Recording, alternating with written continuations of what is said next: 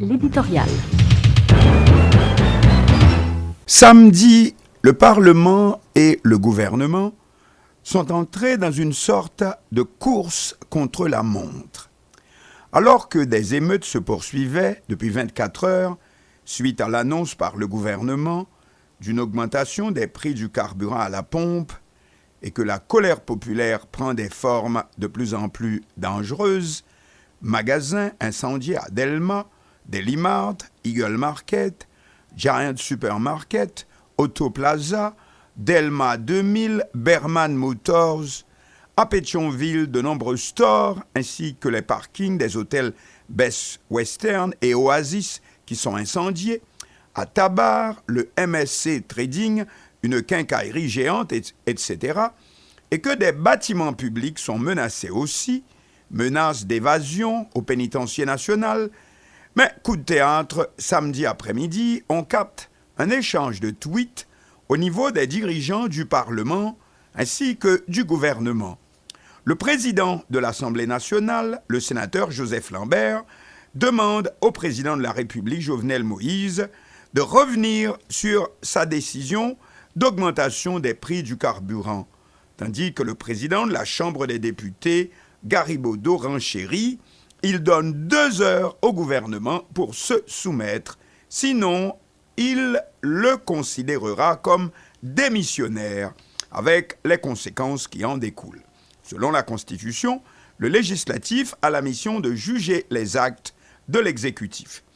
Aussitôt, dans un tweet, le Premier ministre Jacques-Guy Lafontaine déclare « Étant donné que démocratie et violence sont foncièrement incompatibles, le gouvernement annonce la suspension de la mesure d'ajustement des prix des produits pétroliers jusqu'à nouvel ordre. » En même temps, le Premier ministre demande, nous citons, aux autorités compétentes de prendre les mesures nécessaires afin de sécuriser les vies et les biens.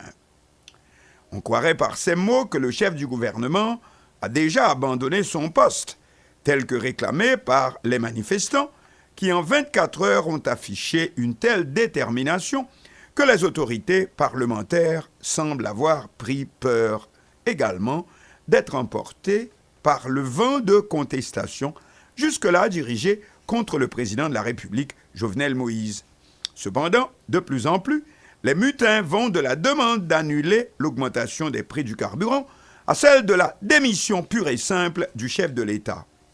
Quelle stratégie entend suivre l'administration Moïse Lafontaine pour sortir de l'impasse? Personne jusqu'à présent ne sait. La mesure incriminée, augmentation des prix du carburant, a été annoncée par les 3 ministères de l'économie, du commerce et des affaires sociales. Elles augmentent, comme on sait, de près de 50% les prix de l'essence. Le gallon de gasoline passe de 224 gourdes au taux de 69 gourdes pour $1 américain à 309 gourdes, soit une augmentation de 38%. Le gallon de diesel de 179 à 264 gourdes, une augmentation de 47%. Et le kérosène de 173 à 262 gourdes, 51% d'augmentation.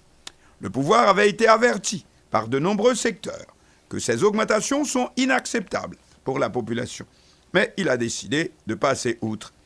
Une fois la rencontre Brésil-Belgique en Coupe du monde de football terminée vendredi après-midi, et de plus sur la défaite de la formation la plus appréciée du peuple haïtien, le Brésil, le pays a pris feu.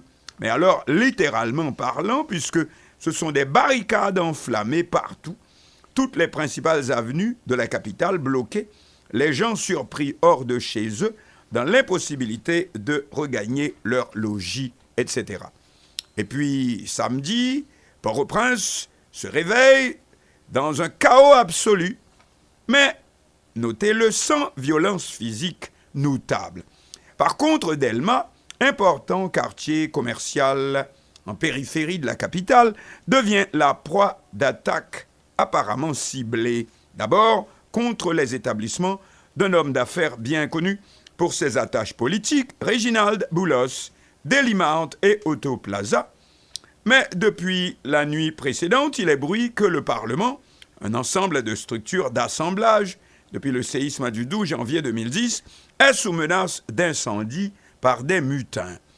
Bien que l'une des caractéristiques de ce soulèvement soit d'être politiquement non partisan, en effet jusqu'à nouvel ordre, mais plutôt l'expression d'un ras-le-bol général par une population qui n'avait jamais connu autant de privations depuis longtemps, et qui ne voit pas seulement ces hausses comme un coup plus rude qu'il ne paraît parce que le carburant est ce qu'on appelle un élément transversal, c'est-à-dire susceptible de conséquences sur tous les produits de consommation courante, oui, vu comme une injustice, mais spécialement aussi comme un affront, parce que le pouvoir était averti par tous les secteurs, y compris récemment une chambre de commerce, que sa mesure n'est pas acceptable en soi pour la population.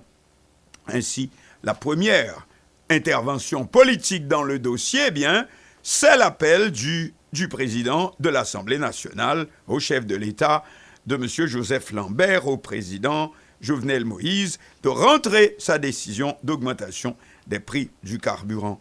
Celui qui se dénomme l'animal politique a peut-être réalisé que le pouvoir en place ne tient qu'à un fil, et comme c'est la même plateforme politique qui détient les deux pouvoirs législatifs et exécutifs, le mouvement, qui sait, peut déborder et englober également le législatif. Et par conséquent, si l'on peut dire, derrière le bouleversement qui fait rage dans le pays, se cache à présent peut-être aussi ce qu'on appelle une révolution de palais, outre à cause de l'absence d'une opposition au sens de alternative à un système en place de toute évidence défaillant.